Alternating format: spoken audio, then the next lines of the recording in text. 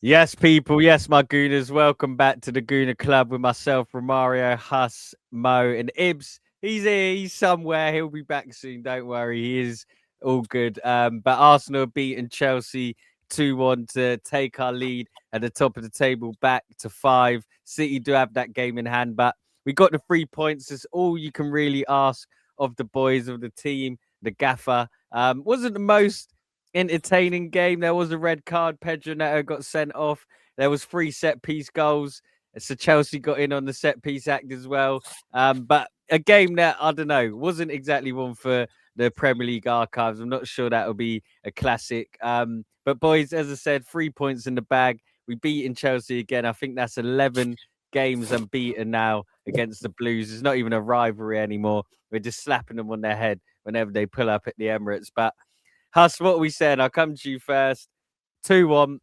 Are you happy with the result, the Yeah, performance? Talk to me.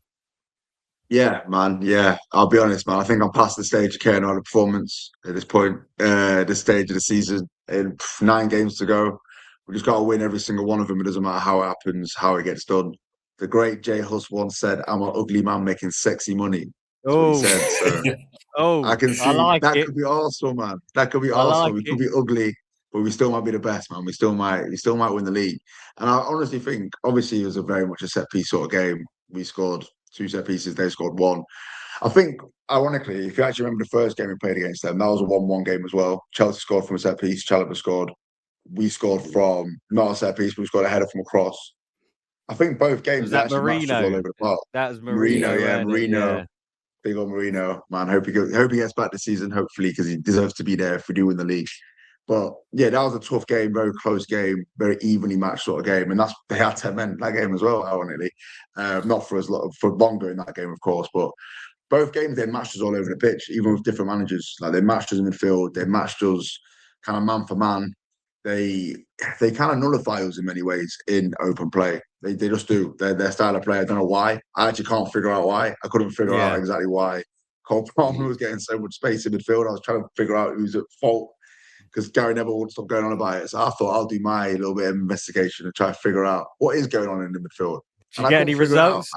No No, I couldn't results? really figure it out. I thought my natural default was maybe to blame Eze. Maybe he's not pressing enough. But I was watching him. I'm thinking he's pressing more than usual. Like he's actually working pretty hard today.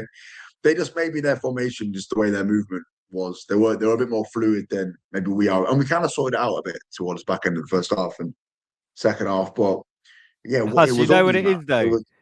I Oh, think the way Chelsea set up similar to us, they create a lot of yeah, yeah, overloads and extra man, and I think Cole Palmer, he's the sort of player if you press him, there's a high chance he just jinks past you anyway. There was one point when yeah, Rice closed him down, and Palmer sort of jinked one way, jinked the other, and just rolled Rice. A yeah, lot of players, Rice just nicks the ball off him. He done it to Xavi Simmons last week. So I think you're yeah, right. Sometimes there isn't an answer, bro. Like sometimes yeah. the players on the other team are just good enough. But you said something there, well, at the start of what you were saying, you're not really bothered about performances, it's just results now.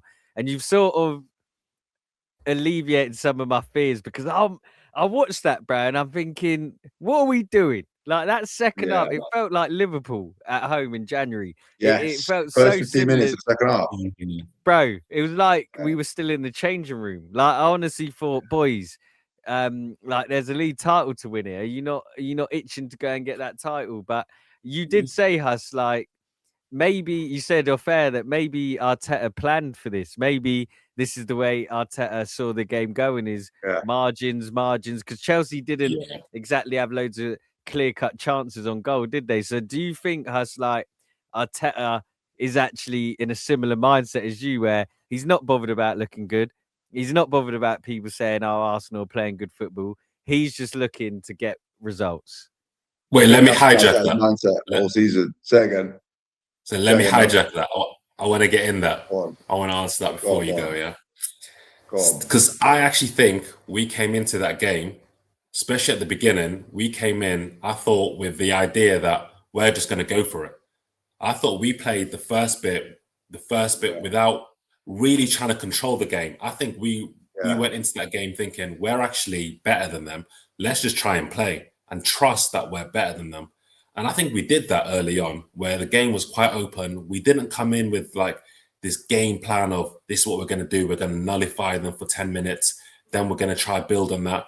I think we actually came into it with let's just play. You're better than them. Prove that you're better than them early on. And that's why the game was kind of very. I think we came in with that attitude. We're a lot more direct, definitely. I think we were more direct.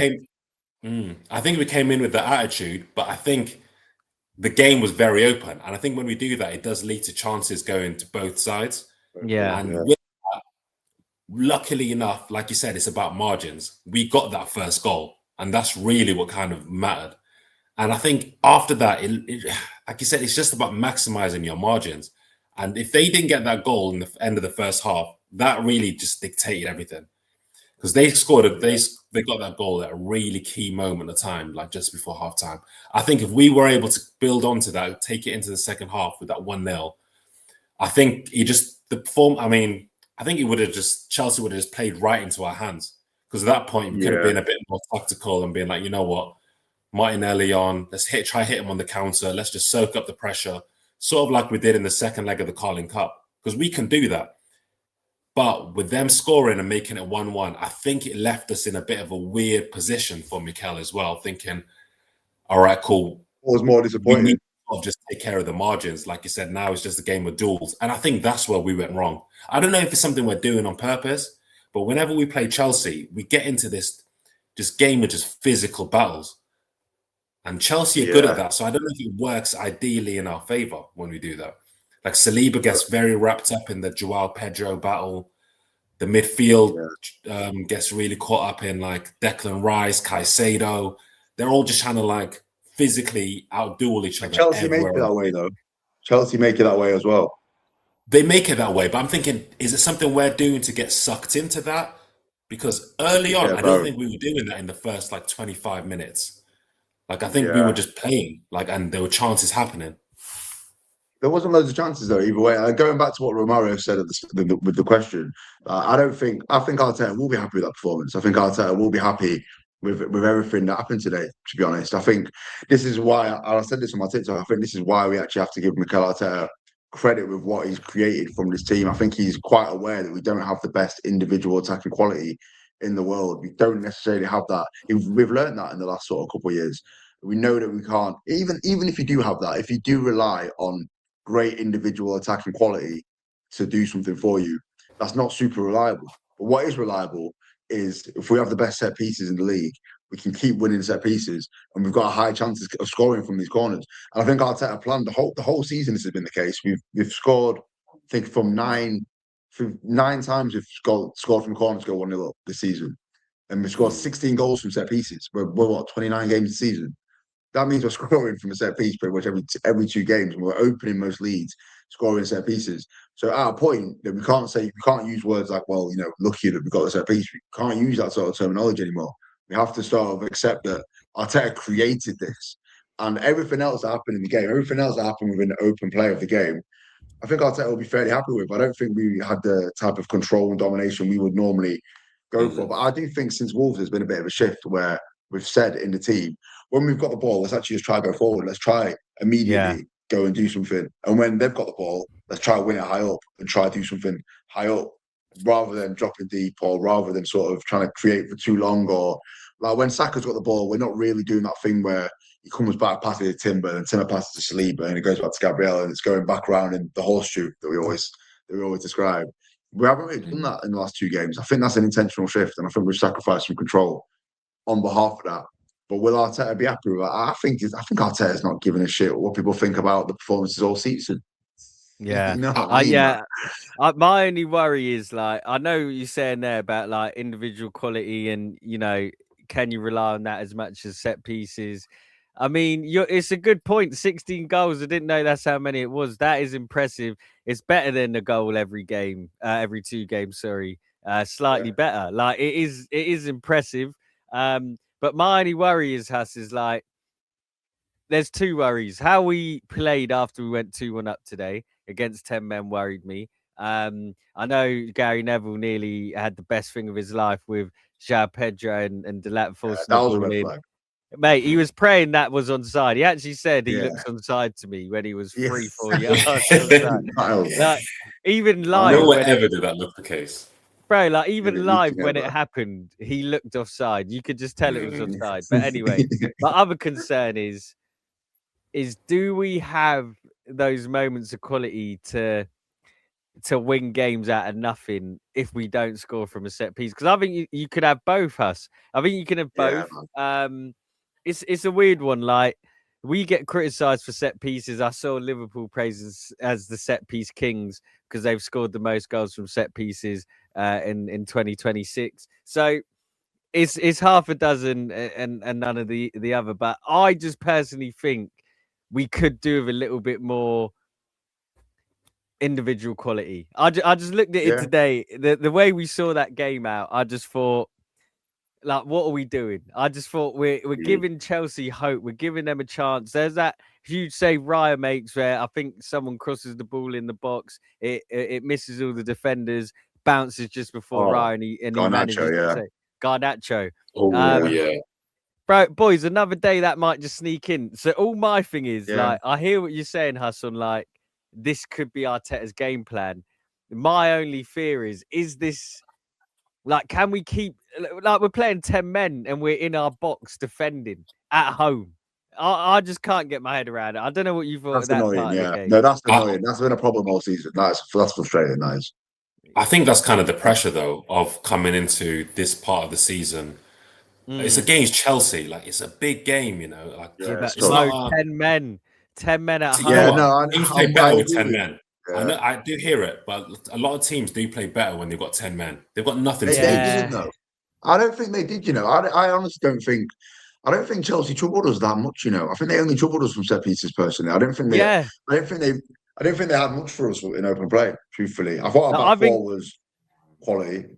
I think, Hus, like you're saying, I think their best chances came in that last 15, 10 minutes. And to be fair, before that period, we were passing the ball around. We were quite good, just slowing the game down when we were 2-1 up. And then out of nowhere, we got this tendency. We done it against Wolves. And it begs the question, because I said a few weeks back, I might have said it somewhere else actually, that these are the same players. A lot of them are the same players that haven't got us over the line. And look, we won today, so I don't want to go negative, but sometimes I worry, is the defense dropping deeper than the manager wants, or are they dropping deep because that's what the manager wants? Like, Huss, we played in the same uni team. I don't know if you remember, but I remember our defense would be so deep and us lot would be so high. And us lot would just be like, defense, you got to come up. But they tell us to drop. And then you've got that battle of... Then they'd hoof it, bro. Then they just hoof so far forward. And then you couldn't get the ball because they've hoofed it. And we do that a lot of the time, where our team's so deep, we clear it, and then the other team get it back because there's no one up there to... So look, it's a balance, but I just don't think, like, basically we're going to go to the Etihad in April. I can't sit through 90 minutes of that, boys, is all I'm saying. Like, I'd love it. Yeah, I'm gonna have to. That's just what it is, isn't it? That's another reason why I felt satisfied today. I've really grown to accept the fact that when we played against top 6 teams this season, there hasn't been a single pretty game. Not one of the games have been remotely pretty on our behalf, and we haven't won a lot of them either. I mean, we beat Villa. I don't remember the rest of them, but obviously we lost to United, we drew with City, we've drawn twice, we lost with Liverpool, drawn twice. Like, we've struggled in these top 6 games. So if we have to win the ugly way, we've got to win the ugly way. And if we go to City, we win like that. Come on, man, you're going to be unhappy. Yeah, there was a contrast there. Yeah, you're right. There was some players I thought that were still able to stay composed in the last few minutes, and then some players that just wanted to hoof it up whenever they could. Right. So there were times where most assured we've looked, personally. Yeah. So I wasn't too mad at it because. Wait, say that again, Huss. I think that's the most assured we've looked in that type of pressure. Like the type of pressure we've been in the last, like, since December to Jan. Last 5th, bro, I thought we were deep, but I don't think we looked that nervous. But I don't think we looked that nervous. I thought we looked more assured in the last 15 minutes today. I nearly had a heart attack at the end. Yeah, bro. When that Garnacho cross went in, I felt sick. Even the corners. Yeah, no, but you know what? Even that though, it was never going in.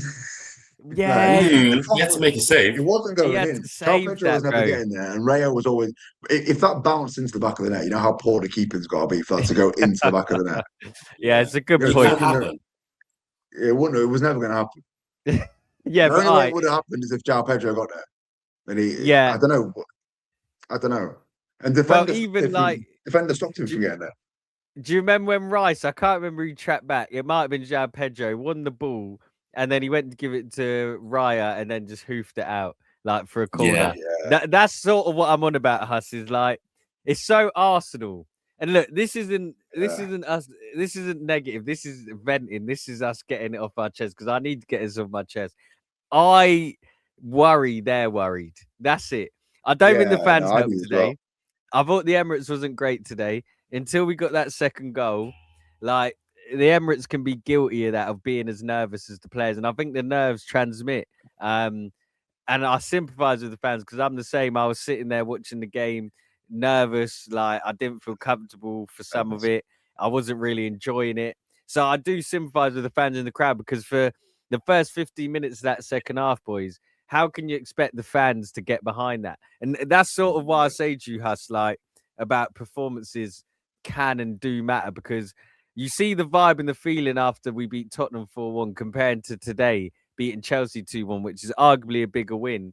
And I feel like the vibes were higher last week. I know the North London derby's a bigger game, but you know when you go and score 4 goals, you got your strikers slapping them in, open play goals.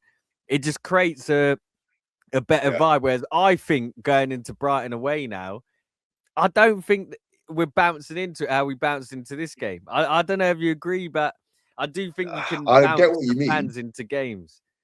I definitely get what you mean. I think You they're know, not bouncing in the same way. But what I do think is the boys kind of every win like that one yesterday, that one today, does give them a bit like that little 2% of confidence of like, oh, we're one step closer, like we're getting there. Like we've seen it out against Chelsea, we've seen it out last week. But they're gonna get to the point, I think, if we keep winning games like this, where in the last 10 maybe we're just not doing, I don't know, but we've done it all season. The whole season, the last 15 minutes, we've gone into this shape. So I can't expect it to change, to be fair. personally, I think we're looking too deep into it for this game. Like, I think this game is Chelsea. Chelsea Yeah, it is was a must win. always a tough game for us. Always. Yeah. You Like, say that we I'm haven't more lost to them upset. in 11, Mo. It's been Still 11 tough. games. Yeah. Still tough.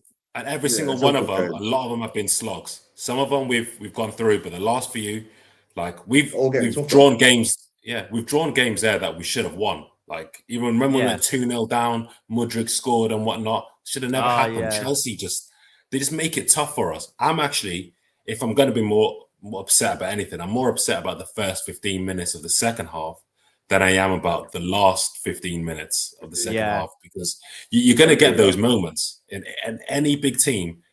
They always any big team that's losing a game, they need to be knocking on the door at the end. That's why this one, I think I'm not too mad about it. Like it's Chelsea, it's a tough game. Plus, we've got all that pressure on us coming into like the last 10 games, knowing we need to almost win every single game. And I said it before after we lost to Wolves. I was convinced. I was like, there's no way we're going to get 6 points out of Spurs and Chelsea. Like we're dropping points somewhere. Nah, good So point. to do that, honestly, I look at it like big because normally we would have dropped 2 points somewhere between Spurs and Chelsea, but we would have got the win against Wolves or Brentford, whatever it might be. So I just think this one we just needed to get it over the line. And you know what? Like, I'm gassed. I'm happy we did it. I think it's a big one. I think the team can move forward from that. And I think it just alleviates a little bit of pressure off on them because I know that they're going into the game against Brighton knowing that they're good enough and they shouldn't make it as close as it should be. But there's still going to be pressure going into that game. Like every game is a big pressure game. So every game like you said, every game's the same. yeah. So I just think if we go there, try and just go with the attitude of let's go there, let's play. We're the better team, and I think we kind of did try that at the start of this game. So if we do that, we go in. We just need to just be better with our margins. Conceding that goal really changed everything. It made it a lot closer than it needed to be. Because, like you said, Chelsea didn't really look like scoring much else. But there was some from us, some of the players. Like for me, that I didn't really see much of Trossard. I felt like he wasn't doing very well today. I felt like I our thought he got a attack lot of ball. And he done I thought nothing he with got it. into positions early on where he Yeah, got he onto the didn't play ball. amazing, but I thought he was more on it than even Saka probably was the first Yeah, but half. I thought, he No, was. not for me. I I don't thought think Saka Saka was had a very great on. game, man. I think thought Saka Saka had had a a good game. decent game, you know. He had Do an you know what it okay is? game, but I'll tell you this, boys. Yeah. Hater So did well. one of the stats, yeah, Chelsea had 59% possession. They had an XG of 1.05. Our XG was 1.13. Our keeper made 4 saves. Theirs made 3. They had 10 corners. We had 5. So that's all. That just to like justify what I'm saying, so people don't think I'm on some negative thing. That's true. Is that I know. to me doesn't sit well? That doesn't scream champions to me. That's all I'm saying. I'm not saying we're not going to win the league, but yeah, you can't sit there and tell me that screams champions. It just doesn't.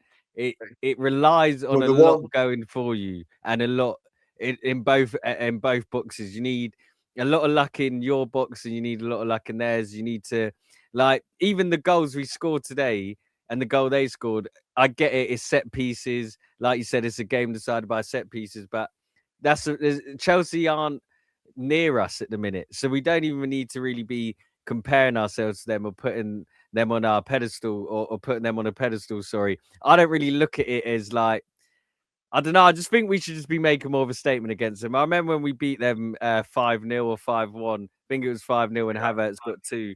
That's the sort of performance I'd like to see. I'm not saying it's easy to do that, but that's the sort of performance that gives you the encouragement. But on individual players, because Mo, you mentioned Trossard there, and I know I've been quite critical of Trossard. I called for his sale last summer, and I'll be honest, like it's not just an agenda thing, because I don't think Saka had a great game today. I thought Gyökeres was awful, and you know I love Gyökeres. I thought he was awful today. I don't know what he was doing. He was getting the ball. I can't remember a lot of passes he made, to be fair. I'll check how many. there was a bad patch where every pass was getting intercepted, wasn't there? Oh, it There was was a dark. Yeah. And he was dribbling with it and then passing it and then giving it away. And it was just like, so yeah, he had 12 passes today and 6 of them, it was 50-50. Half of them went to someone, half of them didn't. That is bad. That is bad. Yeah. But yeah, do you boys like, I guess the question is, do you trust these individuals to get us over the line? Because like I've said on a few platforms that like Saka deserves a new contract, but to be made the highest paid player for 4.5-year deal at a club like Arsenal, I need a lot. I need a lot from you. And are we getting enough from these individuals? Players like Saka, Trossard, Gyökeres, I know he gets 2 last week, but Mo, like, do you think these players, our attackers, can actually get us over the line? You know what? I trust the collective, and I think the defense has been bailing out our attack, like really and truly. Like even They the really goals. did We've got today. 2 goals from what it was Saliba and Timber. Our back 4 had to get the goals today, And Gabriel got an assist. assist. and Gabriel assist. And so it's one of them where the individuals really didn't shine today. There wasn't anyone that was wow to me. To be fair, I thought Saka did well. I thought he looked our most attacking threat throughout most of the game. Him getting on the right hand side, attacking Hato. I felt like it just wasn't clicking with a lot of players, even in midfield. I don't think we really got onto the ball that much and just created stuff. Zubimendi at times, I was thinking, God damn, if there's one more mistake, if there's one more big mistake from him today, like I can't deal with it. There was a close one. There was a close one. And then there was I went into the game saying maybe I've been too harsh on Eze. I wanted to give him a chance, but I could see from half time I felt this might be a game for Havertz. I don't know whether it was going to be for him or for Trossard, but for me, I was thinking this might need to be shift Eze to the left wing, take Trossard off, and get Havertz on. But that's the thing; it just wasn't looking convincing from like on the ball, getting onto the balls. Our best spell of that was probably in the first like 25, 30 minutes, and none of it was wow. So, but with us trusting that, I just trust that we're a more resilient, we're a more resilient outfit than the other teams. And like you said, with our set pieces, we really should just be going into each games. If we're playing bad, we need to just be getting the ball out to the wingers and getting as many corners as we can and playing those margins. So when we play bad and we don't do that, that's when I just don't understand what we're doing. Yeah. But with that, I mean, it's a tough one because some games it's just going to be like that. Some games you just need to crawl over the line. And you said earlier, it's not a sign of champions how we played, but you can look at the other side of the same coin and you could say getting a win over a big team like Chelsea without playing well is pretty much a sign of a champion. It's a sign of champions, yeah. And also, I just want to address one other thing you said. I found it quite interesting. You said you want to see the statement win, like the 5-0. I don't know if this makes too much of a difference, but when we were getting those wins, the 5-0, the big Chelsea Spurs 3-2, when we were up like 3-0 in the same weekend, in the same week, I'm pretty sure we were chasing City at that moment in time. I think we were. Yeah, I think you're right. I think. Yeah. Was that so the I just think that 24 season? Yeah. So I just think that the mental state is a bit different. When you're on top compared to when you're chasing, there's a bit less pressure. Facts. So I just feel like when you got something that you need to hold on to, so I think that could be what it is. Like, now, Mo, do you know? Obviously, part of me's playing devil's advocate. You don't like to do the devil's work, but someone's got to do it. And so, like, part of me is yeah, exactly. It's stuff for Allah, man. But I'm happy with the result because I can't. And Huss, watch my reaction. Go check out my reaction if you haven't on my personal channel. But you're right. Like, if you can win when you're not good, that is very good because that is, like you said, a sign of a great team where they don't need to be at their best to get 3 points. The theme that Huss has been saying is results, not performance.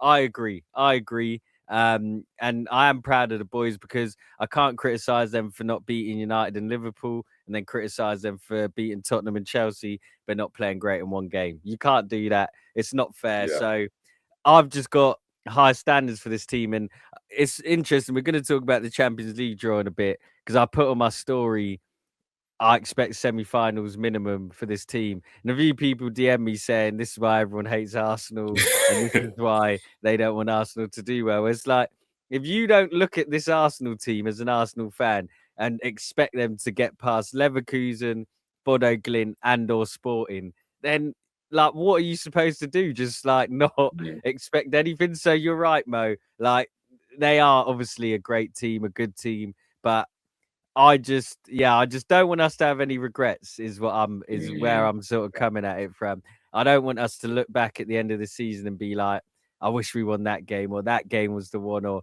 that's all it is for me. But in terms of Man City, I just want to touch on them quickly because we don't always discuss them on here. They obviously beat Leeds without Haaland 1-0. We went to Leeds, scored a few more goals, had a bit of a better performance, but are you boys worried by City's form? They seem to be doing that thing again where they quietly just pick up points under the radar. They've obviously got Semenyo and Gehi in who have helped them a lot. Are you worried? I am worried a little bit. I'm worried I think this was always inevitable though. And we had to prepare for this. And we had to this was just inevitable. City were going to, once City signed Semenyo and Gueye, they've gone up a level without a doubt. Like, they've definitely gone up a notch of the team. I don't think you can even judge them the same way we were judging them in the first half of the season. I think this is almost a new team with Semenyo and Gueye. Like, the defense has improved a level. The attack has improved a level with those two players. But it's interesting the way they played yesterday, the way they played against Leeds. They were shit, man. They were shit. Leeds had loads of chances. Leeds could have easily put them to bed. And I guarantee there's not one City fan or one City player who left that stadium worried. They felt, 3 points, on to the next. But we carry so much baggage, you know what I mean, as Arsenal fans, because of like, we just got that worry and our PTSD. They know they've been champions, they've been here before. You can see on the pitch, they're just thinking, we get this one done, get out of it. The way they celebrated that goal that Semenyo got, they celebrated it massively because there's like, we've got something to hold on to now. Like, that's it now. Like, they've given us a reason to defend now. That's it. If they go 1-0 up in a game, they are getting increasingly difficult to beat. Where I do find confidence, though, is I do actually start to believe that like we can do something to them at the Etihad. It's not going to be pretty, but I don't see them coming and winning. I know I say coming, I know it's at their ground. I don't see them beating us. I see them, even against these small teams, I think any of them could get a result against them. I'm watching Leeds, they could have got a result. Yeah. Forest, I'm not ruling Forest out of that game. I know Man City are at home, but Forest took Liverpool to the wire. Man They're City are fighting not for their blowing lives. teams away. Yeah, they're not. They're fighting for their lives. They're not blowing teams away, City, but they've definitely gone up a level for sure. That Leeds game let me know that I think City are feeling the pressure. Like, I don't think they're blowing teams apart. I don't think they're playing amazing. That actually gave me more confidence because I thought City, like last week, I thought City were easily going to win their next couple games, but Leeds is always a tough game. But the way they played, Leeds were the better team. Leeds should have took their chances. And if Leeds did score and say they were up, they took one of their chances, went 1-0 up. We're not coming on here talking about, oh, they look so much more solid now that they got Gay. Because they didn't look that much more solid, to be honest. That it was just they didn't take their chances. Dominic Calvert-Lewin should have scored early on. Yeah, before they went 1-0 up. But I don't reckon they win that game. First half of the season, I don't reckon City come away with 3 points. Yeah, I agree. What's their number 10 called again with the long hair? Yeah, he was playing so well. He should have got a goal himself. Like they had the better chances, and if they take them chances, like it's such a different story. But they didn't, and that's the thing. But we got to see Nottingham Forest. They've got something in them maybe because they're fighting for their lives as well. But Man City have got an air of invincibility. They've got an air of inevitability about them, Man City, where watching it, once you've seen Leeds miss 3 chances, City is scoring. You know they're going to score. But I just don't get. Did anyone believe Leeds were really coming back? No. Once they scored, by the way, that is a handball. That is a handball at the end. I don't see how that's possibly not a handball unless I've seen. Which one was this again? Unless the clip I've seen out of context. It was like last minute. It was like Matthias Nunes just come and slapped him out on the arm. Yeah, I didn't get it. It was on a corner in the last 2 minutes. You know what though? What do you think of our handball though? The Rice one. I thought that was a penalty as well. Ball don't lie. That's why they scored. Yeah, I do think that could have been. Because he lifted his arm up. I do think I was watching it with my girls. I was watching it with my girls' brother and dad, and he was like, "That's the football gods doing justice," because that was a handball. I agree. Even the way his arm moved. I'll be honest, we've got unlucky with a few decisions. I think the Tottenham push last week, I don't think that was a push. There's actually, ironically, Tottenham conceded a goal today at Fulham. Jimenez sort of pushes Dragerson very lightly, very similar to Kolo Muani on Gabriel. And then they ping the ball across the other side of the box and they score. So I think we got lucky with that one against Tottenham last week. Saliba against Everton when he kicks Barry. So we've had a few penalties. Yeah, we've had a few penalties and goals go away, which I think is justice considering what happened to us last season. But speaking of little margins, I do think we scored. All right, earlier on the game, Eze took a shot from halfway line, and Sanchez just kept it in where the ball was clearly out. We should have got a corner then, and then later on in the game, I think it's from the corner that we scored from. Where it wasn't out. We need to speak on Gary Neville. That needs its own segment. Yeah, we need to do a couple of minutes to talk about where there was I think Saka had a deflected cross and Sanchez caught it out. Sanchez caught it and it looked out. Personally, Gary Neville was trying to say it was in, and they gave us the corner. That might be the one that we scored from. I think we scored. Scored soon after. It wasn't that specific one. I think it was that one. But no, that was when we were seeing out the game. I think it could have been them having an attack back on us, but it ended up being our corner, and it did kind of help us a bit. I feel like at that moment, like football kind of leveled itself a little bit because we should have had a corner earlier on. Then exactly what I felt. If we didn't go out, we got the corner either way because ball don't line. Let's speak about Gary Neville because. What I was seeing was criminal. He just let it be known he hates us, and then he tries to caveat it with I've wanted Arsenal to win. I've said that they're going to win it all year. I've said they're going to win it all year. Said and wanting us. You know what? I don't think he hates us. I don't think he hates us. That let me know he hates us. I don't think he hates us. I think he just wants us to lose. That's it. And I get it. I fully get it. If you're neutral watching that game, the whole country watches Arsenal want us to lose. That's what it is. Like, what you think that goal that they scored in the 96th minute? You think Gary Neville was the only person who was hoping he was onside? They're all hoping he's on side. The co-commentators hoping he's on side. Do you know what it is as well? He's on side. You got to remember, yeah, Gary Neville and Carragher, I put them two together. They're very similar. They've been working in the media now for over 10 years. They do their own shows. They both host their own show. They're very aware of media reaction and the importance of media and even their role. Like Amarin mentioned Gary Neville in his last press conference before he got sacked. And it's like, these lot understand their role. And I just think Gary Neville is using that role to build the pressure on Arsenal. And you know what? I think he's cheeky for it, but I hear it. I actually almost wish we had Martin Keown on comms and Man United and the roles are reversed.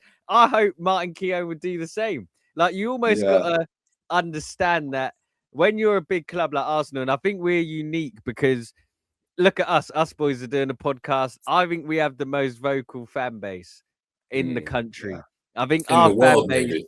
probably in the world, bro. I think we're so vocal. There's so many of us talking about the club.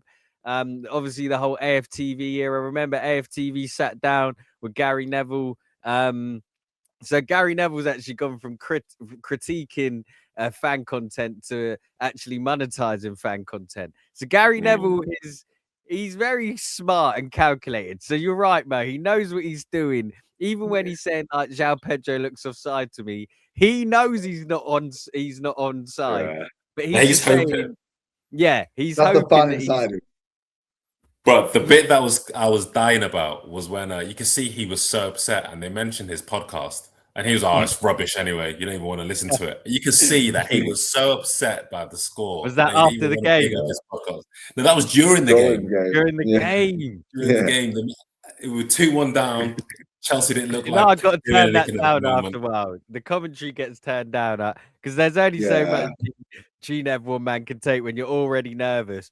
And he's in there. Even his sound effects. Us. Remember when Torres ran round Valdez and he went, "Oh, unbelievable!" Like he knows. He knows it. Even when he's like, "Oh, like, bruv, I think Gary Neville's class." I'll be honest, and this is a bit controversial. Like growing up on Andy Gray and comms, I know their man got cancelled and whatever, but separating them from that. The commentary was elite. Like, part of Barkley's era was the commentary. Andy Gray, Taker, Bosan. Like, so he was the best. Even on FIFA, he was on FIFA. Him and Martin Tyler, like they were elite. So, I actually think we're lucky. And I know this is me sort of backing Gary Neville, but Gary Neville's not on that level with them, man. He's not, but he's entertaining, bro. He is entertaining. We have to admit Gary Neville's entertaining. He is somewhat entertaining, yeah. Who's the one Andy Gray used to do it with? You'd rather Gary Neville than Michael Owen on Co-Coms, is all I'm saying. That's sort of my point. Or Glenn Hoddle. Glenn Hoddle can be okay. It can be okay. Glenn Hoddle's just a bit of a weird one. He comes out with different angles. Tell you what, the worst thing though today. You remember when Raya came out, punched the ball out? He kind of caught Pedro's head ish, and then Neville's like, he's not running the ball. He's taking him right out. I'm not. Don't see. Thinking he's clearly got like most of the ball. And Huss, he was saying like the VAR having a real good long look at this. They're really investigating this one. Like, this is what I mean, Huss. Like that's what I mean when I say he's entertaining. He's not Andy Gray. You're right. He's not Andy Gray, but he's not far off, bro. I'm telling you. His own thing. Like, yeah, he's got. Not Alan Hansen. Remember him? Well, he was more match of the day, weren't he, Alan? Yeah, I remember he used to hate us. He used to hate us. Did. You know what? We're the most hated team. Yeah. Like George Graham said Gary it, Neville does. Yeah, facts. Like what Gary Neville does is like the bare least of what we've got to deal with. Like it just makes sense. This is what the commentary was always going to be for Arsenal in this position. We just haven't been here before like this. Do you know what I mean? Like, so now we just got to deal with it every game. But you know what's going to happen when we actually win the title at the end of time? Even the commentary on that game will be shocking. Oh, they've done it in such a terrible, boring manner, but they did it. You reckon? Wouldn't be surprised, bro. Wouldn't be surprised if that's how it's painted. Yeah, that's we got to make. That's why Arsenal fans are so vocal, man. We got to paint our own narratives. We got to scream from the rooftops, bro, from our own side. Because when we let these lot control the narrative, I don't know, man. You know how it's going to be paid. Like, even today, I came off the Chelsea game so happy. I went on social media and I was like, "Rah, is that how it is?" Like, Yaya Toure and everyone's saying like, "Oh, poor performance from this," and I'm thinking, "Yo, Yeah, but Huss, you know, I don't even think that's us. I think some of it comes from people expecting more from us. You know, I do. yeah, some of it I does. think Some of it some of does, it yeah. is.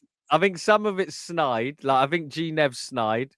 I think he's on a different vibe of he's like you got to remember he works for the main broadcaster for the Premier League as well. I know people don't like hearing this, but he's got a job to do, bro. Like he has he does it very well. He keeps like look at we're talking about him. If we weren't talking about Gary Neville, it'd be a problem, wouldn't it? So, but with like Yeah, people it's like true. Yaya Toure and that, I actually think some of them want Arsenal to win the league, you know, and they're a little bit like Not I think Yaya. Sturridge No. and I feel it Sturridge, from yeah. Sturridge Sturridge and and Mika Richards does. yeah, you know but one thing about Arsenal fans which I absolutely love, but I know that the majority of the rest of the fan bases hate, is that we can have strategic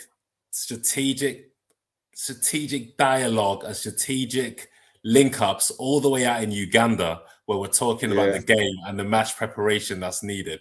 Like we are a worldwide social media team. Like that is something that the fact that they're sitting down in Uganda discussing the tactics that we need to discuss for this, that we need to do for this game, like is yeah, but you know, yeah, you say I that. love. I know they hate it.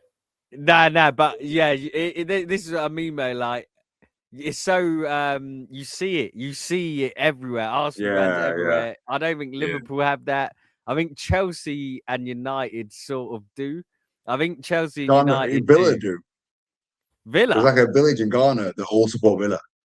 yeah, that's mad. That's mad. I should have It's pulled up mad. when It I was is there. mad.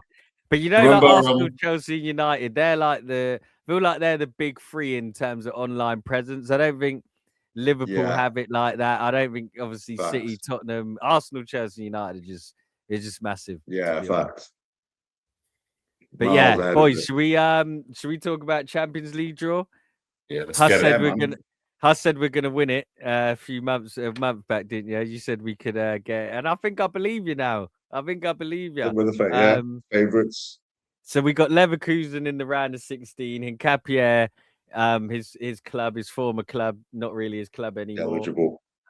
He is eligible, isn't he? Or is he ineligible? I believe so. Yeah, he is eligible. Yeah, he's available to play. Which is good. Which is a relief because I was worried that might be a problem. To be fair, it might mean we actually get to see Calafiori again. Free Calafiori, man. I don't know if we'll ever see. Don't know if we'll ever see him again. But Leverkusen in the last 16, and then it's the potential Bodo Glimt or Sporting Lisbon. I personally think, and I mentioned earlier in the pod, we should be getting to the semi-finals, no problem. I don't even think it should be a question. Like honestly, we don't get to the semi-finals, big mistake.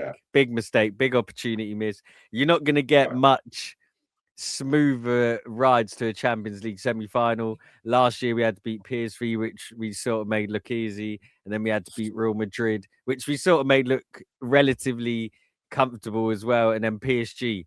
Whereas we can meet Newcastle, Barca, Atleti, or Tottenham in the semi. Once again, I think all four of them are beatable for where we're at the minute. But Huss, what do you reckon? You've always been bullish and said to me we can win 2-3 trophies this season. Has that sort of boosted your confidence in winning the Champions League for the first time? 100%, man. Like you said, how can you look at that draw and just not think that we go to at least the final? And obviously, there's Barcelona in the semi-final. Potentially, obviously they've got Newcastle. It could be Newcastle. Newcastle could cause problems. Yeah, any team. I do honestly think all the English teams have got a real good chance in the Premier League. I think we're actually quite far and away, quite like ahead of a lot of the other leagues. I think the toughest game for us will probably. I think they'll all be tough games. I don't think any of them will be easy. You've got Leverkusen, won't be easy. Bodo Glimt won't be easy if you play them, or Sporting Lisbon. They won't. Neither of these teams will be easy. I proper want Bodo Glimt, man, in the quarters. I proper rate their team, man. Yeah, same. I think that'll be a real tough game, like a very tough game. I don't think any game's going to be easy, but over 2 legs, all these ties that we've got over 2 legs, I'm gonna be honest and say I think I'm looking from where I'm looking at it now. I think winning the Champions League almost looks easier than winning the Premier League. Like genuinely, like it just looks. If you actually think about it, though, just the way we play in the Champions League, the matchups we've actually got, the way teams come out, our set piece dynamics in comparison with like these other teams in Europe who just don't do that at all. That the amount of confidence I'll have going into those games against whether it's an Atletico or Barca, the fact we beat Atletico 4-0 with set piece goals, that let me know this season that we're on another level to these sides, because that's Atletico Madrid. They're meant to be one of the best set piece teams, So that is an Inter Milan, Atletico Madrid that didn't have Lookman. To be fair, with Lookman, yeah, it is. they But I look mean, at more so specifically on the set piece aspect of it. yeah. Because No, in the I Prem, take your point. I take your point. every team's good in the. Every team's actually quite good in the Prem. Every team's become really good in the Prem, Yeah. attacking set pieces and defending set pieces. So we're competing against better set piece defensive teams than we will do in the Champions League. Let alone we're not playing these low blocks as much. Like everything about it just screams. This has to be the year. Whoa, he's gone early. It has to be the year. Has to be the year that at the very least we go back to a Champions League final. Agreed. Has to be I that. agree. It has to be. If we get to the final and anything can happen in the final, we know that. But with the two legs across the other ties, can't see how we can't be good favourites at this point for the competition. Obviously, I'm jumping the gun, but I think Barcelona is a team that I still have a bit of fear on because first of all, Lamine Yamal, I think he's the best player in the world. Maybe he's ridiculous, and when you got a player like him, anything can happen. And then what I do love though is that with Arteta in the Champions League, we've kind of been on like a revenge tour of smacking up teams that used to smack us up. So Barca's one of the teams that's left. Smoke yet? You're right. They haven't yet. So it's kind of like we're going around. It's that kid that used to be skinny and now he's wham, had a few boxing lessons and now trying to beat up all his old bullies. So we're looking for that Barca fight, but Barca they're still a strong team. Do you know what I'm saying? So even though I'm jumping the gun, they might not get past Newcastle. And then on the other end, there's Atletico Madrid and Spurs. Who knows what will happen there? Exciting. I mean, probably Atletico, but Atletico also beat Barca like 4-0 last time they played them. Every day. Yeah. Yeah. So honestly, anything can happen. Then on the other end, you've got, it's so interesting because I think Bayern as well. Bayern are another They drew yesterday 2-2 with Dortmund, who got knocked out.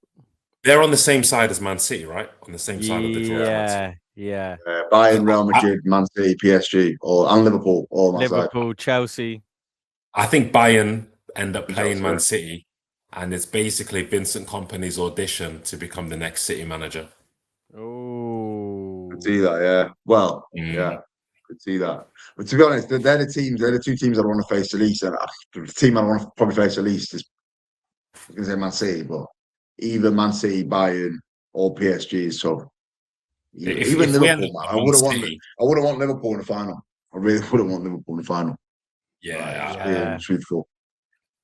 Even though I don't believe in this Liverpool team like the old Liverpool teams, but even the year they won it in 2005. They came like 5th that year. I think, they did. Because Everton were 4th. Exactly. Yeah. I think Everton lost in the qualifiers of the Champions League. Dark. So but you this year, boys, we could end up. You could get 7 teams in the Champions League next year. It's possible for Premier League teams because how does that work? I believe if Nottingham Forest or who else is in the Europa League? Is it Villa? If Villa drop out the Champions League and win the Europa League, or Nottingham Forest, they'd go into the Champions League. If Newcastle, obviously this is far-fetched. If Newcastle, who aren't going to finish in the Champions League, win the Champions League, they'd be in it, and then you'd have the 5 teams from the league. So you need Newcastle to win the Champions League, which isn't going to happen, or Tottenham, which I can't see happening. But it's mad that that's a possibility. I mean, Liverpool and Chelsea aren't guaranteed finishing in the top 5 this year either. So if they won it and finished in the Europa League place, they'd get it as well. So there's a lot that could happen. But I think you're right, Huss. I think every English team will fancy their chance. I guess before the Leverkusen game on the pod before that, we'll do our predictions to how we think the Champions League will go. We won't do it now just because none of us are prepped. But yeah, man, it's exciting. I think we have got a good chance. And who knows, man? By the time, let's say we get to the semi-final, that's around the time we play City. It's crunch time, boys. April's going to be big, man. So we got a big few weeks coming. Huss, go on, bro. Man City play Real Madrid the week before, well, during the midweek before the Carabao Cup final, I believe. Correct. And they play on the 11th, and we play the final or something like that. They think on the 16th and 22nd, something like that. Yeah, no, you're right. They got... play second leg, but they're at home, obviously, because so we don't play the same. Do we not play the same? Yeah, we play Leverkusen, but obviously hopefully we just pass them first leg and we can just chill in the second leg. Whereas Man City, Real Madrid second leg could just be a long 120 minute game. Even you think the quarterfinals, City are going to be playing most likely Bayern Munich, whereas we'll likely be playing Bodo Glimt or Sporting. And then even the semis, they're probably going to play PSG, Chelsea or Liverpool if they get there. So I think the Champions League draw has been very kind to us. It's literally, the draw was perfect. If you could write a perfect draw for Arsenal, we got it. So there isn't really any excuses. Let's get back to the Premier League quick, lads, because we do have a midweek game against Brighton away from home. Shouts out our editor Ryan, who is a Brighton fan. I think Ryan's a season ticket holder as well, actually. But Brighton aren't doing great this season. We know they're famed for producing great young players. They're actually 11th, to be fair. They've got 2 wins in a row. The way Ryan talks about them, you think they're in a relegation battle. Right. To be honest. Ryan proper gets shook about. He's actually already written the game off, which has given me confidence. But what are we saying, lads? As I just said, Brighton, they're a draw 2 L's and then they've won their last 2. They got the record appearance maker in Premier League history in James Milner. They got another veteran in Welbeck. And then they got loads of young players and a young gaffer. So it's an interesting game away from home. Always hate going away to Brighton, even though our record's decent. But what are we saying, boys? You're confident of another 3 points there? I'm confident, but there's no easy games in the Prem. There's no easy games. So I was confident that we'd beat Wolves. I knew Brentford would be a tough game, but I think it's one of them games that I thought we'd win. So I think we could win every game in the Premier League, really. But it's just how the game go. We should win, and we need to win. It's a must win. But I know I'm sitting on the fence a bit here, but it's just I'm just going into every game just hands up. Let's see. I've got my belief back though. Against Wolves, I lost all my belief. I thought it was done. We beat Spurs. Wolves are looking decent though, mate. To be fair. You know what? I actually got to tell you something funny. Actually, one of Hamza's boys yesterday, I was chatting to him. He was like, "Oh yeah, I've seen some of your podcasts." He was like, "I actually shared one of your clips into the group chat." And I was like, "Oh yeah, which one?" And he's like, "Yeah, I put it in the group chat." I was saying like, "Oh, this is proof that there's some Arsenal fans out there who really talk sense and really know what they're talking about." I was like, "Which clip was it?" He's like, "Oh, it's the one where your mate said that." You're shit and you're only top because everyone else is shit. Like that one. Who said that? And the one Moses said. I hate that. Top of the league because everyone else is shit. He was being dead serious. Like, oh yeah, fair. I hate that. I hate that I gave the haters exactly what they wanted. But that's what the club brought to me, bro. After that Wolves game, was at the time. That's what they brought out of me. And do you think at this point you can be confident that we do win it? That we win the Prem? Yeah. Do you reckon your confidence is back fully? Look, for me, it's 58% we win it, and it's 42%. Well. Didn't you have it at 60 at one point, Mo? What for City? No, for us, I thought at one point you had it 60-40 Arsenal. I might be confusing with someone else. I'm not sure. I don't even know if I've given a specific number for it before. 58% is very specific. Yeah, it's because I couldn't even commit to 60. I gave it 58. Man had to reduce every game. When you look at every game, you look at Brighton, you think like, oh god, like it's a tough game. And of course, to pick up for who has City got? City got Nottingham Forest. Every game, because for us, we just need to get our wins out of the way. So now we got 9 wins we need to do. Yeah, 9 games left. I kind of feel like, you know what? Actually, this is what I will say. Brighton is actually. I've just gained a bit of confidence because I've just thought of something, right? I just think if we play like a team like, I just feel like teams like Brighton are actually probably the best teams for us to face at the minute. You don't really want to face the teams in and around the relegation zone. You don't really want to face teams in and around the top six either. You probably want to face teams like Brighton, maybe even your Bournemouth, who would normally look a tougher Sunderland, game. Fulham. Yeah. They're teams who would normally look tougher games, but when they're not really playing for anything and we're playing for everything, sometimes that plays into their hands as well. But I think that actually will benefit us in this situation. I think the games I'd be worried about, City have got a few of these games coming up. Like they've got Forest, they've got maybe Burnley, so coming up soon. They're probably going to play Spurs. I think they've played Spurs twice now, actually, but. Yeah. Teams who are in and around the relegation zone, they're the teams I want to avoid. And teams in and around the top 5 as well, the teams that you kind of want to avoid. So I think anything like Palace are like a decent team to play in a minute. Do you know what I mean? Like,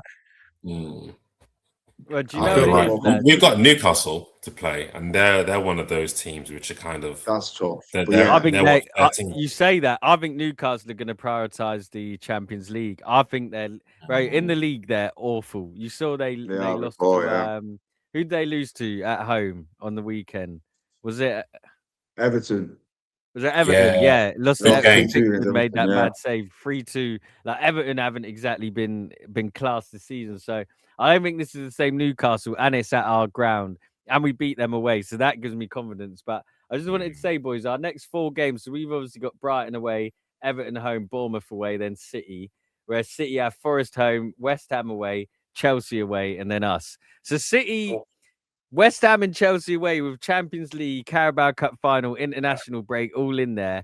I think you actually get a quarterfinal, Champions League quarterfinal before our game with City as well. There's a lot that's going to change. So I think we do just need to enjoy the journey, enjoy the ride, because it is one of them where football humbles you quick, and it can also set your standards high quick and then just smash them. So we do need to just. I'm talking to myself here, really, but it's just got to be a level of calm and like enjoy it and just see what happens, because when you try and plan it out game by game, all the games haven't even been decided. FA Cup, both of us are still in the FA Cup. So, like, everyone talks about Arsenal doing the quad or treble. City could do the quad or treble as well. Still in it, yeah. You don't hear anyone ever say that. City are in as much of every competition as us. Their form in the league's better than us in the last 5. They won 4, we won 3, and drawn the other. So it's neck and neck. I think it's shaping up for a good end to the season. But Brighton, before we go, lads, let's quickly pick our lineup for Brighton. This is going to be an interesting one, because I think a few players arguably played themselves onto the bench today. It'll be interesting to see what you boys think about that. But let's just quickly go through it. So I'll start, obviously, Raya in goal. Huss, you can take right back. I actually want to just give some credit to Timber today. Thought he was really good. Thought he was so good. Got the winner as well. Obviously we've slated Timber a bit. Ben White's crops, so it's got. You know what? I would start Mascara, yeah. I was thinking that. Then I'm just trying to think if it's worth resting Saliba or Gabriel, but I don't think we can rest them. I think, just think we got Mansfield in the FA Cup on the weekend. Oh, okay. Forget it. I don't know if that helps your thinking. Timber start. No, that makes me just realise that we just probably go with the best team again and then rest. Because what is it? 2 days rest, 3 days rest, 2 days rest, and it's not ideal. They said it was Timber again. They said it was the first time we went back to 11s since like October or November or something. Yeah, it's probably the first time we've had a week. Our team now. That's our team for the running, I feel like. I don't think it can be, man. The only thing that could change is Hincapié for Calafiori, maybe. I think Trossard, Gyökeres, and Eze could all come out as well. I think them 3. Yeah, man. I think there's 7 players that are guaranteed. It's Raya, Timber, Saliba, Gabriel. Them 4. Rice, Subamendi are guaranteed. Saka. I think the other 4, striker, left wing, left back, and Cam or 8 are all up for grabs, man. I just don't think Arteta. I hear it. You know what I mean? That's all. That's the only counter I'd say. Completely hear it, Mo, centre backs. Saliba. Yeah, Gabriel for me. Mo left back. Are you going to free up your Italian stallion? Oh, me left back. I'm gonna No, it's say. Huss. Yeah. Oh, is it me? I would do, man. I want to see Calafiori back. To be fair, I just want to see him again, man. I think he's so good. So yeah, Calafiori. And Gabriel played pretty well. Unlucky on the own goal as well, but I think personally, I mean, it's your pick, but I do think if we're gonna make a change like that, it's probably gonna be for the FA Cup game. Where I don't put Calafiori in that category though. I think Calafiori is someone you can just swap straight in for this game. True. I just think any player that's been out of the team for a little bit, they get their edge back, kind of I like hear it. tested back in I'm the probably FA Cup. expecting Capier. I'm probably So expecting Capier. I'd personally expect him, but you play Calafiori. Yeah. So you Rom now, right? Is it me? Is it No, I think it's you, Mo. It's you. me? I'm gonna say Zubimendi. I guess I'm gonna say he'll probably start at 6. Why did I sense some? I don't really want to say Zubimendi, but I guess I'm gonna have to. That's what I felt there. You know, it's because Norgard again. He came on and he looked good. Did I he? think he's such a good player. I think he did. I didn't see him, bro. You know what it is, man? When he come on, felt like we just part of the bus when he was on the pitch. I hate to say it. I thought he was calm on the ball. Bro, I thought, you know what? Here you go, Chris. Here's your chance to show us what we haven't been seeing. And I just didn't like what I saw at times. Really? It didn't feel like I feel sorry for him because I don't think he was up to speed with the game, but I just felt physically he couldn't keep up with the running, the turnovers, I don't know. You know, Rice is so good at just shuttling it. I'm not comparing Norgard to Rice, but that is who he came on for. It just I can understand why Arteta doesn't play him. He reminds me a little bit of Marino in terms of the legs, like where they're not Jorginho slow, but 1 or 2 free passes around them, and it looks like they're chasing shadows. That's all I'd say. Like, I can see why he doesn't start. I can see why. I liked what he sort of on the ball. I thought he was very calm. Like I felt like he looked like someone trustworthy when he gave him the ball. He didn't just hoof it up. He kind of kept it calm, kept it ticking. Especially in that moment where, like we said, a lot of players, it looked like the nerves kind of got to them when they started just trying to hoof it up. I thought Norgard looked like someone that wanted to play, wanted to actually get on and just keep the ball a bit because he knew it's an opportunity for him. But fair. I would say though, Rice came off, which is something we don't normally see. Yeah. Is that? I think he looked injured when he kicked it out that corner. Yeah, I think it could have been precaution. I reckon it was a dead leg. Straight after. Yeah, Arteta spoke about it in his press conference. Nah. You play, man. These men get paid too much money, Huss. What do you mean resting? Mansfield on the weekend. We bought you for £100 million. You pick your boots up and you get on that pitch and you run. All right? Because if you don't, I'll take you age for the day and I'll try my hardest. All right? I'm telling you, Huss. Fair. Declan Rice. As soon as we take a lead, though, as soon as we're 2 goals up, he's got to come on. I agree. Because who would you start instead of Rice, by the way? There's just I'm starting Rice. It's my pick, but I just don't think you can. And this is sort of why we were saying to go get someone in January. By the way, N'Golo Kante went to Fenerbahce. I know it's rogue. Why not look at N'Golo Kante, Ruben Neves? I don't know, but I just think we missed a trick there. I think because now you've got to play Zubi and Rice every game. Huss, who are you playing? Eze Odegaard, Mr. Kai Havertz. Who are you playing? Eze for me. I liked Eze's performance today. I think Eze's performance today.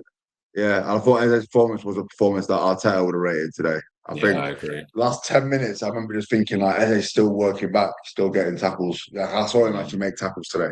I've not really seen that. You know what I mean? Off the ball sort of stuff, especially often he's not been on the pitch to do that last 15 minutes. But I think that was actually a performance which might have given Arteta confidence in him to do the off the ball stuff a bit.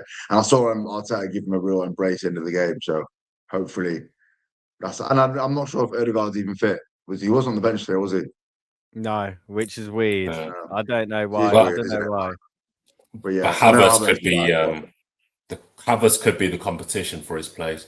But I do think, like you said, as they showed in a game where on the ball, he might not have had his best game, but he still found a way to be part of the game, which is what he I hasn't thought done earlier in the defensively he season. was good, Mo. I thought defensively Yeah. he was a I lot better agree. today, winning the And ball high.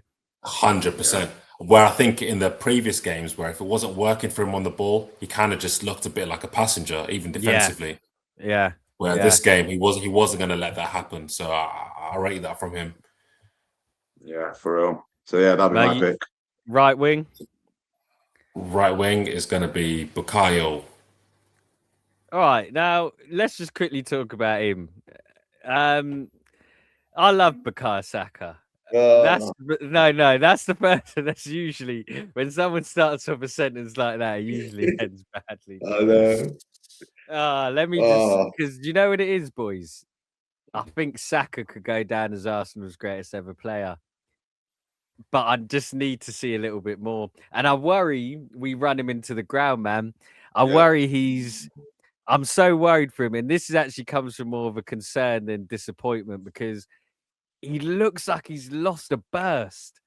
Like I've said that, You've said that for a while. I don't feel like he wants to just drive past players as much as he used to, where he would actually just rely on his strength and then just run past. Like he'd use his body to keep him side on where they almost have to foul him, which I think he still does very well. He still wins fouls, but I'm just not seeing that same Saka who would just burst. But I don't think Saka was ever rapid, but he had a burst. He had this. He had a burst. He could just move. He had a top speed. Yeah. Whereas now I think I've torn my hamstring before, and it does hit you mentally. Like psychologically, when you run, you are just a bit like, oh, I don't want to run too fast and I'm not necessarily saying Saka's holding himself back, but sometimes it feels like he's either trying too hard or doing the safe option. Because I think Saka's always involved in the game. He's always making things happen. I saw a stat, he made 5 key passes today. So he's always doing things, but Saka's better than key passes. He's a match winner. So all I'd say is, like, for me, Brighton away, it's an opportunity for Saka to show everyone why he's Arsenal's main man. Because how many games has Saka won for us this season? Can you think of 2 or 3? Can you think of 4? I can think of the Wolves one. He didn't get on paper, but he won it for us. Yeah, Wolves, he did. Any other that game? That might be actually one of the only ones. So it might be. Saka's a guy who he always wins us games. Like that's the Saka. Even when he first come into the team, he was winning Arsenal games. Saka's a boy. So this is more just high standards and criticism. I just want to see more from Saka. That's all it is. I think like he's good. He has to start. I think you see the levels when him and Madueke don't start. A bad game for Saka is a good game for Madueke, as harsh as that sounds. So, listen, that's all I'd say. I don't know if you boys want to bounce back. I agree with everything you said. I'm a bit worried about it. I think you said the burst is clearly noticeable, but I think he's getting a bit better. But I do think, like you said, he hasn't. I think he's still a bit injured. It takes a while to fully recover from that hamstring and fully trust it again. Yeah. And I don't think we're going to see him fully trust it again until next season, until he gets that summer break. After the World Cup. After the World Cup. Oh, shit. You're right. He's not even getting a break. That's what I'm saying, bro. Because, I thought last year when he came back from his injury. Last year he came back from his injury, around the Madrid game. People were saying the same thing. He doesn't quite look like he's got his burst back. He doesn't quite. And then I think he got it back early on in the season. And that's where I think he got injured, when he tried to burst through. Yeah, he trusted it and said, I'm going to go past you. And then he pulled. Is it the same hamstring or a separate one? I think he done it. I don't know if he done his hammy. I think it might have been other leg, but sometimes when you do that, the other overcompensates because the other leg. It's like your knee in it. That's probably better. It's probably better that he pulled the other one rather than the same one again. Yeah, 100%. Because he's had surgery. Either way, it's not good. Yeah, either way, it's peak. But he's had surgery. There's no positive spin on it. No, yeah, we have to try. Someone's got to try. But listen, big up Saka, man. We love him. Striker. I'm gonna say. Now, I'll be honest, I'm torn between Gyökeres because in my head, I've said that you should play Gyökeres and Eze through bad games and bad form former club that didn't really rate him like that. Is there? No, you can't laugh at that. Form. You can't say bad form. It made me laugh. What you know? No, I'm saying if he Because it's one game, through, isn't it? no, I'm saying playing through But I bad don't game agree. and or bad form. I'm not saying he's in Yeah, bad form, yeah, but he had a bad no, game. He did have a bad game, yeah. and arguably you should still. Yeah, but Huss, Yeah, it's arguably you got a not a whole very bench for normal that. Gyökeres game. I don't think that was a bad Nah. game. Like Yeah, I think for it's a him, normal Gyökeres game. I think Nah. that To be was. honest. I actually think that was better than some of his games that we saw earlier on in the season. Maybe I've just finally taken my rose-tinted spectacles He off had because more I touches accuse you. than some other That's games. what I mean. He got more involved. He played like he was an option through the channels a lot of the but times. lads, He if held you're it up gonna a couple be- of if times. The option, but yeah. Yeah, but The then he bar just as made the bad pass option, the bad option on the pass. But before that, earlier on in the season, he wasn't even getting that. Well, I'll They tell you were this, playing the yeah. ball in through the channel, and he wasn't getting onto that ball. He wasn't getting onto one-on-one situations with like the left back multiple But he got times. done up in everyone. That's the problem. Yeah, that's my point. Is that the thing that Yeah. Mo? This is what I'm saying. The thing he's supposed to be good at, and the thing that I defend him against is where if you give him space in isolated areas, he will utilize it. He had that twice there. I think both in the first half, and Chalobah just said, "Nope, nope, give me that ball." Like, and it was just too. Chalobah's a good defender, by the way. I rate Chalobah, but he just made it look too easy to dispossess him. So that's the only reason why I said it was a bad game. I know what you're saying, Huss. Like, he always gives the ball away and isn't great on the ball, but I think he had chances to show what we bought him for. Like, there's one when he was running in the box, tried to go in and out on Chalobah, which was the right idea, but he just couldn't fashion the. So that's the only reason. But I would. Is that where Neely got the pen? Nah, this was a different one. This was a different one. Yeah, that was the second one. But I would start Gyökeres, I'll be honest. Only because I think Havertz will start against Mansfield. Well, I hope he does. I think Havertz, we need to get him fit because all this in and out stuff isn't working. But I just think Brighton away starting Havertz might be a bit too soon. So yeah, I'd start Gyökeres up front. But yeah, Huss left wing. So we've got Saka, Gyökeres. Martinelli did really well when he come on. Did very well when he come on. Did he do really well? Am I too harsh? Because I've already done all right with the red card. I think he did well considering the circumstances. He got the red card. But Huss, you see what it is? What I'd say with Martinelli is, sorry to cut you, bro. Against 10 men at home, go and do something, Martinelli. Go and show me why you shouldn't. Because I've been saying keep him. But then today against Tottenham and Wolves, especially Wolves, I can see why people want to sell Martinelli. I can see it because I don't think he's coming off the bench and showing why he should start. I don't know what. No, he doesn't. Yeah, I agree. He's not. He's not a starter. He's not good enough to be a starter. I don't think. But I think he had. But there's been a point when he was Huss. No, but those times we weren't title winners. Yeah, but we finished 2 points off the title, and we're not title winners yet. We finished 2 points off the title with a 21, 22-year-old Martinelli who hit 15 goals. That isn't. That Martinelli was good enough. So all I'm saying is I never used to understand why people would say sell him because in my head there's room to improve him. Whereas now I'm looking at it is, did he peak at 21, 22? Yeah. And we're just not going to see Martinelli at that level again. Klopp called him a player of a generation. Like, and I'm not here doubting Klopp's scouting knowledge. Like, I've always rated Martinelli, not Esteval. I've always thought he's more Luis Suarez than like a. Do you know what I mean? He's just a bit of like a dogged South American, gets the ball in the net. Yeah, he's made for Champions League games. Cool. Yeah, that's true. Like, he is. I think if he has a big season this year, it's for us. He might make the difference in the Champions League games here and there, and that changes everything because that's what you need in your squad. You need different weapons, and Trossard has probably made more for the Premier League, and even then, I think he's had his last few games haven't been great. Like, I think there's an option.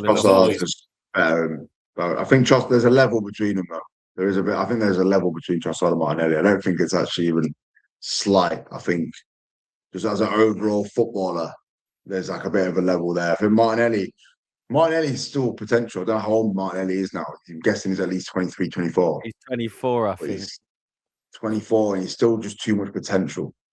Like, I don't know. He's very I think it just suited for very depends on. specific situations. Like, you still look at him and think, oh, well, maybe if we could get this part of his game and we mix it with this part of his game, could get something. But it's like, where does that lie? Because we've tried him on the wing for years. I don't think he's an out-and-out proper winger, really. I think You know people what he say is, he's a though? striker. But in today's day and generation, we just don't really have strikers like that in the Prem. Yeah. If I compare him to one of our old legends, personally, he's a bit of a Youngberg to me. Like, he can make the runs off the ball. He's like, for me, and I had times where I used to find Youngberg frustrating, especially towards the end of his career. I found him a bit. He's quick, but he lost his legs a little bit. But he was more that kind of guy. You play him into space, he can get a goal. He was never technically the best player, but he can make the difference in games. And he scored big goals in big moments. And I think Martinelli has that in him. Yeah, no, I agree. Sort of. Yeah. Do you know what it is? I just him though to come on and get a goal. Like, well, look at what he done at the Bernabeu, man. Like, I think Mo makes a good point. I think Mo makes a very good point. I think you both do. I think that's the reason he's not a Premier League starter for us, Huss, because of the level you're on about. And then the reason why he can be good in Champions League because you get space and he's fast and he runs into the space. Right? Yeah. But Huss, so you started Plus, back then, when we were that Invincibles team, like, we were more of a counter-attacking team. A lot of our goals were counters. They were. You look at them, a lot of them were, and I think he's definitely more suited to that. So it's your era. Like, right now, we'll play way more possession-based, where we've got the ball, and someone like a Trossard makes more sense.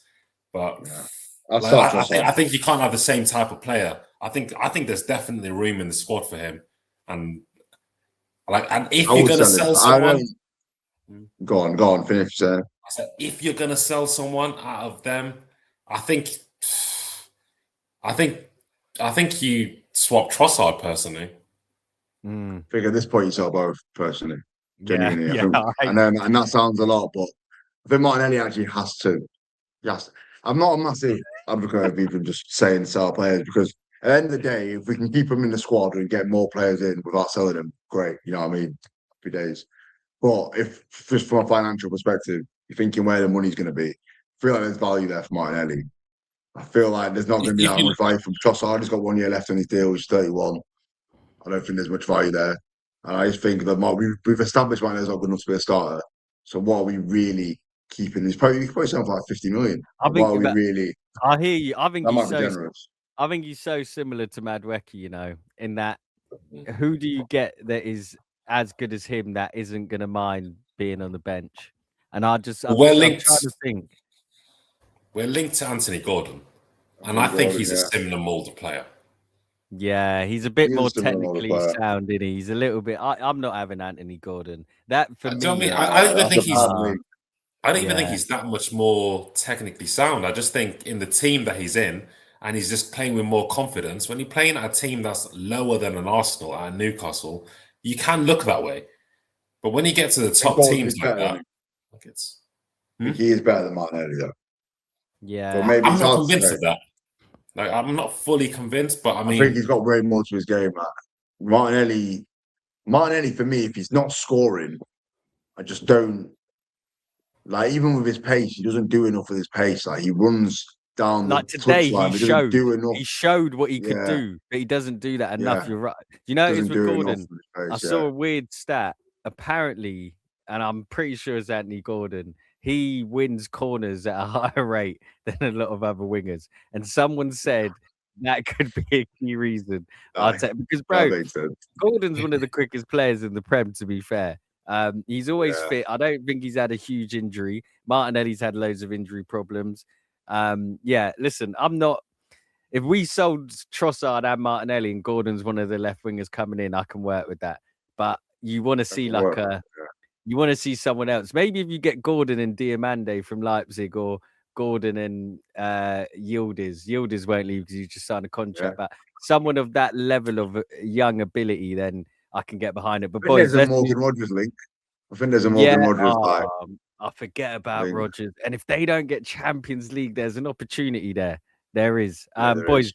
let's do score predictions or we'll be here all night. I'm going for Brighton 2-1. It's gonna be nervy, Yeah. lads. Make sure you got your seatbelts. That's all I'm gonna say. Yeah. That's what you going for. I was going to say 2-1, but you stole it. But I'm going to You go. can go with it. You can go with it. I could do. Yeah, I could go with it still. But I think today. I think we're 3-1. I'm just going to go with. I When wanted we to get go that there. 2-1, rather than us spending that 15 minutes staying back and defending, we get a third goal and we see it out. 3-1. I'm going to say 2-0. We keep a clean sheet. 2-0. I like it, boys. Wins all round, wins on the board. Hopefully, the boys can follow through with our confidence and get the 3 points because we need it. We need all the 3 points we can get. But people, thank you for watching. Thank you for listening. If you're watching, like, subscribe to the channel, turn on your notifications as we do drop clips and other content throughout the week. If you're listening, make sure to follow, leave us a rating on Spotify. It means a lot. We appreciate it. Keep subscribing, people. Nearly at 100 subscribers. We'll get there slowly but surely. It will come. But until next time, people, we'll see you then. Peace.